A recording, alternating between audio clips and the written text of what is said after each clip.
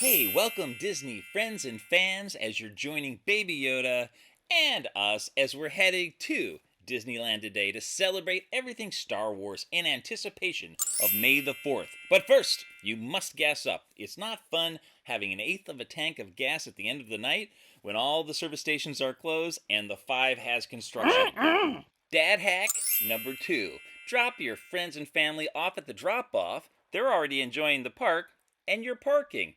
Take a picture of where you parked and send it to everybody in your party so you know where to meet up at the end of the night. Number 3, head to the back of the tram. You'll get on faster. For some reason, everybody heads to the front.